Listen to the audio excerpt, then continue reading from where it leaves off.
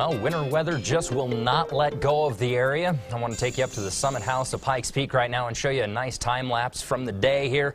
It's not kind of sun and clouds, and then the heavy clouds moved in this afternoon, and we started to see those flurries moving into the area. So what's causing this big system?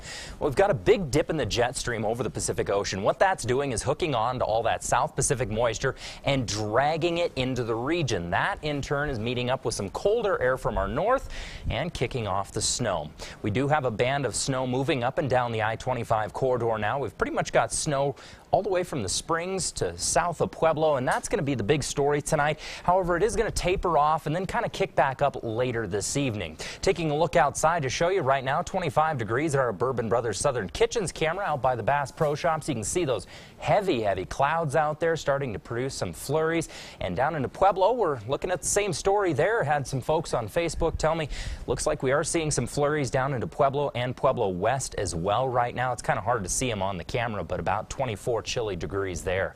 As for the skycast, here's how things are going to play out. Again, those bands of snow are going to continue to move throughout the area, but notice it's going to taper off slightly here around 9, and then we're going to start to see a heavier band of snow set up about 9:30 there tonight, and that is going to move north as the evening progresses. Now, we're not showing any flurries over El Paso County, but I do suspect we're going to see another round of flurries move through tonight. Not overly heavy, but kind of lingering into that Monday morning commute. But as Monday plays out, it's going to taper off, and we're looking at fairly clear conditions tomorrow, a few lingering clouds, but tomorrow afternoon we start to get another heavy plume of moisture moving into the area. That's not really going to affect us until Tuesday, but it is going to start tracking into the region, and by Monday night we're looking at just a few clouds lingering throughout the area. Again, Tuesday is going to be the next day for moisture across the area. As for the snow accumulation charts, notice not much, just light flurries pretty much all across the board. Looking at just a trace throughout the Palmer Divide area.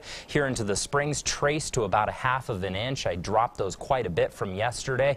Notice about 1 inch to 1.5 inches up into the Woodland Park area. Could see some heavier bands of snow set up. In other words, localized heavier flurries could produce overnight tonight. About 1/4 of an inch up to 1 inch into Pueblo. And further south, we're looking at just a trace. It's really just into the mountains we're going to see that very heavy snow. Eastern Plains staying fairly clear for us. As for your highs tomorrow, here's how things shape up. Pretty much into the 40s all across the board. That's going to feel like a heat wave compared to what we've had. 41 into the Springs, 42 into Pueblo there. Trinidad pushing 50 degrees at 48 degrees tomorrow. Over the next 7, kind of a roller coaster ride. We'll see those temperatures bump up slightly Monday afternoon, taper back down on Tuesday, and really taper down on Wednesday. Snow on Tuesday, lingering flurries on Wednesday, just really cold air, but there is hope in sight as those temperatures continue to taper back up toward the tail end of next week. Looking at 55 degrees into Pueblo by next Friday.